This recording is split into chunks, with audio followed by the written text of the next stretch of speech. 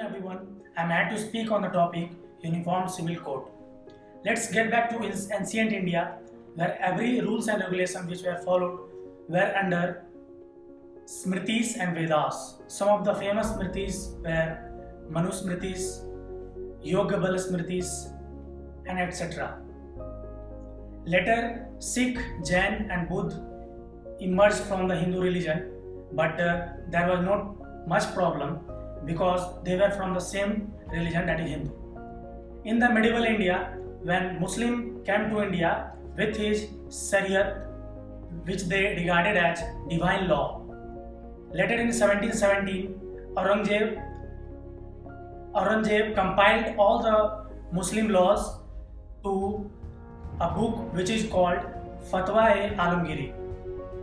But he only compiled all the criminal laws, not the civil laws. Again in 1765, British East India Company has purchased the civil right of Bengal, Bihar and Odisha. They found it very difficult to organize the people in the judgment of civil related cases.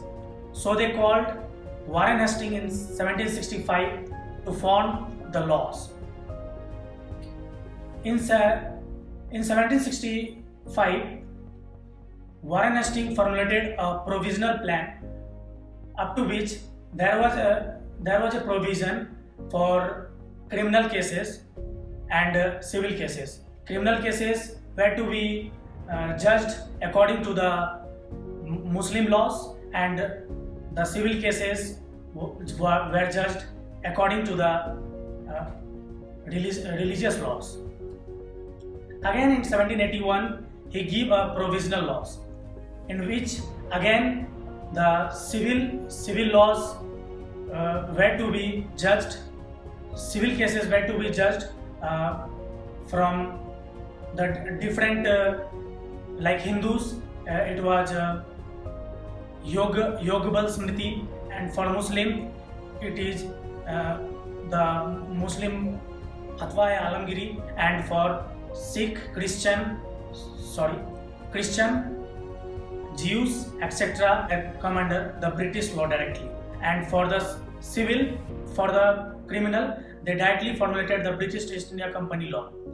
Again in 1833, the Chartered Act passed, and in 1834, there was first law commission was established under the Lord Macaulay.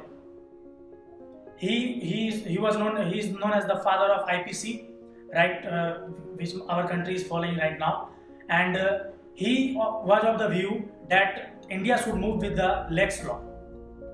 Later in 1853, again second law commission was formed under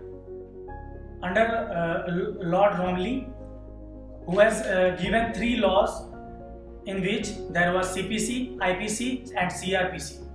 After 1857, the mutiny in India, in 1888, the Queen Elizabeth said that there will be a uniform civil code, but it will be taken well care of the diversities in India.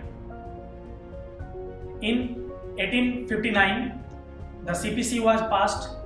In 1860, the IPC was passed, and in 1861, the IPC was passed, and they all became law. Again in 1861, the third law commission was formed under the same man, Lord Romilly, but he was accompanied by a very famous professor of sociology in law, whose name was Thomas Maine. They again passed the Indian Oath Act, Indian Evidence Act, and Indian Contract Act. These all acts and the bills were passed which are concerned with the criminal laws only.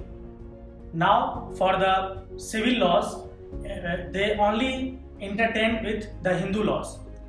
They in 1874 Mary Romance Property Right Act.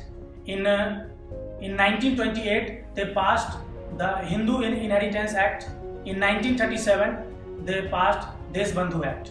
And for Muslim, in 1937 they passed Muslim personal law, and in 1939 they passed Dissolution of Married Women Act to safeguard the Muslim woman. Again in 1941 a committee was formed under B.N. Rao, who was much educated man of that time. He submitted his report in 1947, but the Constituent Assembly passed it to a selected committee to give that decision, which was headed by Bhim Rao Ambedkar in the rules and regulation of the Hindus. So he just passed the every law. Since there is no independent election, the laws can be passed. But the other two members revolted. Other two members resisted, but on the pressure from Jawaharlal Nehru, they did not say much.